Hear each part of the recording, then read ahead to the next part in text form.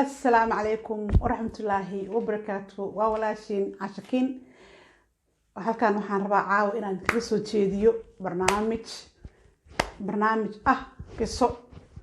walaalayaal waxa ila yaabinina qisooyin fara badan baan hayaa maxay ahayd laakiin waxaan jeclahay in bal wixii fikirkiina aad ka qabtaan hadii idin la soo dirsaan يعني sababta aad kugu sheegay waxay tahay hadii qisooyinkaas ay kula soo dirista adigoo gabar ama adigoo wiil walaalkay ama adoo walaashay ah waxaan rabaa bal sidii aad arintaas ula dil gareyn lahayd baan rabaa inaan ku weydiiyo hadda ka hor waxa dhacday arin baa waxa ka dhacday wadanka Hindiya waxay ahayd xaafad meel xaafad oo village ah oo dad beerley ay degan yihiin baa waxa ka dhaxdashay xaafadii ninkaas wuxuu leeyahay mucjiso ilaahay isaga gaar uga dhigay buu leeyahay ninkaas wuxuu sameynayaa hadii uu rabo inuu hadlo ama maxay ahayd uu neefsado waxa ka imaanaya afkiisa holac wuu iscelinaya marka neeftiba isku celinaya mar alla markaas wuxuu leeyahay naqska igu dhigay ma hadli karo asaga marka waa is og yahay maalin baa waxa dhacday meel iyadoo maxay ahayd meel ay wax ku baranayeen diintooda ay iyagu yaqaanaan buudaha oo la yiraahdo tembalka meesha ay wax diintooda ku caabudaan iyaga tembalka iyadoo la joogo baa waxa dhacday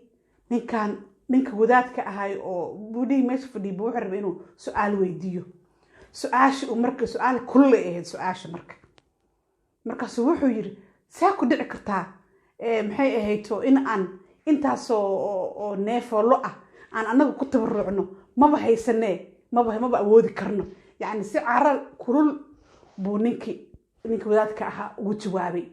jawaabti caradii kululeyd oo ka soo baxday neefti ilaa ninka uu isku celin jiray buu hal mar wadaadki meesha fadhiyay wixii tambalka ku jiray dadkii oo dhan holac ba isqabsaday bul meeshii waxa lagu noqday dambas qofna kama fiigin dambas ka lagu noqday meesha bas ninkan ragga waa is og yahay cilada inay isaga ka socoto dhankiisa ayro gabano banaanka u booday waa carar isaga banaanka u aaday uu isqariye waa la soo kala orday meesha musiiba ka dhacday dadka dhan waa isu yimaadeen maxaa dhacay xagee cilada ka timid dabka yaa keenay dabku xagoo ka yimid dad iska karbaadiyo oo ma aragtay aan qalab damdamis iyo waxbana haysanay ahaayeen adigu meesh tambalkii halkii ku dambas ku noqday dadkii wadaadkii u horeeyay wixii meesha fadhiyay qofna kama fiigin bas ninku wuu soo baxay wuu isqariyay isma sheegin ilaa wuxuu ka baqayaa in maxay ahayd amba la xiro ama dawladda loogu yeero buu ka baqayaa wuu isqariyay waxna ma sheegin tartiib gurigiisa iska tagay naagtiisa u tagay habeenka meesha iska seexdeen laba caruur lahaa ninkii waa ninka sheeka dhaafay ninka laba caruur lahaa caruurtiisa meesha ku seexdeen ninkii walba marka la soo gudboonaaday wuxuu ogaaday ninkan ilaan waxa la yiri dad haday meel ku dhintaan wax baa sheega ma qarsoom qofka bini'aadanka ma qarsoom hadii uu la dilo amba isku soo dhinto wax baa sheegaya bas ninku wuu xisaabtamay wuxuu yiri waxaan rabaa in aan maxay ahayd aan ka guurno tuuladan uga guureynaa xaaskiisa maxaa dhacay maxaa geediga ku faleynaa walaalo aan iska joogno halkaan aan ka baranay halkaan aan ka dhalanay dadka nagayaa jooga maxay ahayd waa tuuladeena deegaanaan nahay wuxuu yiri tuuladan wax faa'iido ah oo ka helayno ma jirto walaalay waa inaan guurnaa aniga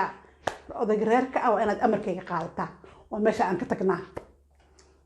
بس ده وانا قال خبا waxay tiri okay iska tiri ninkeedii ay amarkiisa ma jibinin way hay tiri wuxuu yiri waxaan tagaynaa tuulo kale adigu meel aan u dhaweyno laba bari iyo laba aw loo soconaayo buu u raray reerkii ninkii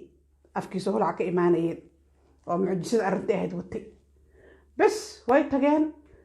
waa baxeen xoolahoodii waxoodii way guureen waxay u guureen tuulo kale laga aqoonin bas maalmaha kamid ah naagtiisu marka way shakisay naagtii isaga uu qaba xaaskiisa baa waxay ka shakiday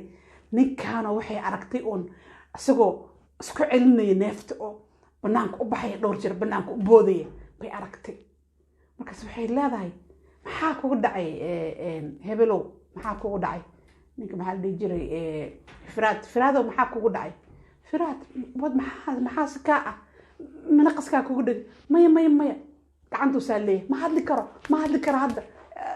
waa carraa banaanka u baxayaa bes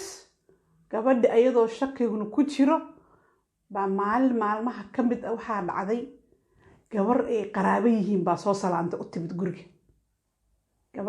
gabadha ay qaraabo yihiin oo tuuladii dambalku guban jiray ka timid baa u timid guriga bes gabadha markay timid waa la soo dhaweeyey waa idin xiisnay iska taqaana dad famil ah waa idin xiisnay xaggee ka baxdeen maxaa nooga soo guurteen hadda meeshaan maxaa ka samaysaan tuuladan cusub mana qabsateen business miyaa ka furateen maxaa idin kala socda bay tiri gabadhi markaasay waxay ugu jawaabtay walaalay waxbana saas nooma soo kordhin laakiin odagayga hadduu meeshaan jecel yahay dee anigu naag la qabaan ahay waa inaan amarkiisa raaca saasaan ku imid macaane dadkaan maba aqaan deegaankaan maba aqaan anigu dadkaygaan rabi lahaaba ninkii sheekada iyagoo isku sheegaya buu maqlay daf waa soo orday maxaa kaa kale afaanaha naagtayda holiciya soo booda hal mar ilaa wuxuu isku celin jiray gabadhu intaa wejiga ka qabsaday dabkii gabadhi waa la argagax meesha dhan maxaa dhacay maxaad samaysay maxaad gabadha ku gubtay gabadhi jaa intaas wejiga ah baa gubatay holici maxaa kaa gal naagta intuu aad ku lahaa holiciyaa qabsaday gabadhi waa booday gadaalay u dhacday xaaskiisiyaa soo carartay maxaa dhacay maxaa gabadha ku gubtay gabadha markaas baa ku shubtay ma kula joogi kara aniga baliiskaan kuu sheegaya inaad gabadha maxay ahayto walaashay ay timid oo qaraab salaanka igu timid aad gubtay baan ku sheegayaa waa soo hadlee leedawa ninkii cilada wuu lahaaye walba isku cabirku isku qarinaye wuu soo buuday ma anigoo ninkaaga ah naag iga dooranaysaa walaashaa ah gabadhi sidoo kale holac hadan gabadhina inta qaar ka saroo dhan buu ka qabsay dabkii markaan gabadhi waa xaaskiisi caruurti argagax waxay sameeyaan lama yaqaano tii gabareedo oo walaasheed eedoo familkii kale ka timid meeshay fadhida iyadoo gabuji ka guban tii asaga uu qabay oo xaaskiisa ahaydna dabka ilaa qaar ka saroo dhan buu ka qabsaday meeshii ku dhacday labadood meesha iskula dhaceen asagii waa fakaday waa carare dadkii isku soo yaacay tuulada maxaa dhacay yaa gubay yaa ka dhacay war ninku nin xunuu ahaa naagtiisii gubay dimaashidiisii gubay waa kaasaa ninkii waa ka cararay tuuladii meel wuxuu tegay dhexe oo cido ay beeraley degan yihiin uu tegay halkii uu maxay ahayd ku nastay wuxuu is yiri arrintan ma qarin kartide maxaad samaysaa kula gudboon ilaa waxaan waa cilad mucjiso ilaahay kugu ridee maxaad samaysaa buu is yiri ninkii bes arrinta markay halkaas marayso sheekadii aan idiin wadaaya halkeedaan kasii wadayaay ninkii wuu fikiray wuxuu is yiri arrintan ma qarin kartid waa lagu ogaanayaa see xal ku heshaa oo adiguna ku fakataa ilaa isagu nin dambi leh oo nin criminal oo wax dilay ma ahan isagu waa arrin mucjiso oo ilaahay ku ride maxaa samaysaa maalin kasta ma orod iyo waxaad ku jiraysaa wasiire maxay ahayto isqarin iyo meel ka carar iyo maya ninkii go-aan uu qaatay wuu fikir markaan tuuladii buu tegay tuulada markuu tegay wuxuu yiri wuxuu raadiyay ninka meesha village ka xukumay oo chefka ka ahaa meesha xukum u raadsaday wuxuu yiri waxaan rabaa ninka tuulada xukuma in aan la hadlo baan rabaa buu yiri ninkii maxaa ka rabtaa adeeg maba lagu yaqaanabe tuug ma tahay ma nin loo soo diray ma inaad dishaa rabtaa war mayuu yiri hala ibaara aniga waxbana ma diray laakiin ninka maxay ahayd xaafadda xukuma baan waxaan rabaa oo tuuladan inaan la hadlo arrin aniga ii gaar ah baan rabaa inaan kala hadlo okay la yiri bes ninkii loo ballamiyay habeenkii meesha seexday maalintii barqadii adigu subaxdii markii oo maalinta la soo quraacday la soo yimid meeshii ninkii uu sheegay wuxuu yiri niyahow aniga arintaasaa igu dhacday meeshasaan deganaan jiray aniga ciladan baan ku dhashay anigu nin wax dilaa ma ahi marka waxaan rabaa inaad bal saad igu caawin lahayd dowladda iyo dadka bal si bal waxa la igu sameeyo ma wadaad ii raadi ama dadka tambal igeen meel un si yeel ninku wuxuu yiri waxaad sheegayso wax macquula ma ahan aniga wax macquula ila imo sheeko suurtagal ii keen adkayga hawl ka soo baxay dadkan gubay ma jirto yiri gacan ku dhiig la tahay dadkan waa dishaa ma fahanta wadaadkii tambalka hore soo dishay dadkii ku jiraan soo dishay xaaskaagii oo hadda maxay ahayd guban oo geeri inoo ka dhaxaysa meeshii joogta gabar dimaashay wajiga gubtay waxaad sheegayso dhan waxa tahay dilaa weyn aniga ma ku badbaadinayo isla markii ciidankiisu square laga qabtay ninkii waa la xiray hal la xiray ma xumee ninku ma hadlaayaba ma hadli karba haduu wax xanaaq yar u sameeyo dabkii imaanayo wuxuu leeyahay aniga tartiib ma hadlaa aniga gacanta ku hadlaaya afkiisa qabsanaa in yarba dab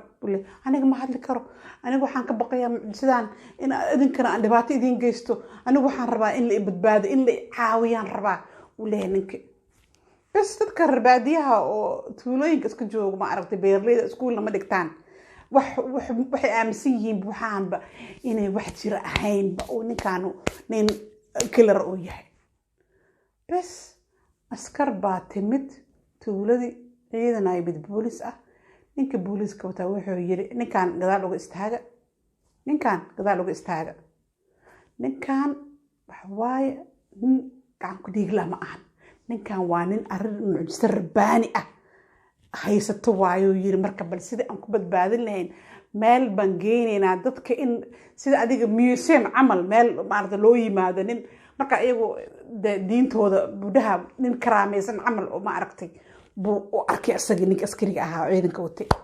wuxuu yiri ninkan oo u jeedaa arrimahan oo kale way dhacdaa inkastoo aysan badnayn waa arrin rabbaani ah waa nin karaamaysan waa ninkan faraha laga qaado yaan la hadlin waxna maxay ahayd yaan aqaab loo soo jeedinin meel baan geynaynaa meel lagu xareynayaa bal dadka inay ku cibro qaataan tanna inay adduunyada ka jirto baan rabnaa dowladii ninka la xiriiray wixii gobolkii waa isu yimid ninkii news maxay ahayd newsada telefishinada dhan waa yimaadeen masawiraha laga qaaday waxaa la yiri nin saana arrin taana jirta dadka ninka wuxuu noqday caan fahanteen ninkii mucjisada ayada ahayd buu ku caan baxayba aniga ugu masawir aniga igu dhaji aniga iga yeel maxay tahay geeya aniga midkii guri offer garay kii beero offer garay kii maxay ahayd Soomaal oo maxay ahayd tambal gooni offer garay ninkii asaga ahaa ilaa wax ilaahay wato waxaane mucjisada ayada ahayd buu ku soo caan baxayba mucjisadii ilaahay ku abuuray buu ku soo caan baxayba ninkii marka walaalayaalow Soomaaliyeed dad qaar waxaa jira cilado gooni ah oo cilad rabbaani ah leh yaan la isla yaabin yaan lagula yaabin qofkaas oo kale hadaad aragtaan qof noocaas oo kale hadaad aragtaan oo bulshada ka takooran oo cilad leh hal iska ilaaliyo ilaahayna loo noqdo ilaahay isaa wax kasta awooda wax walba asaga awooda oon kaan na keenay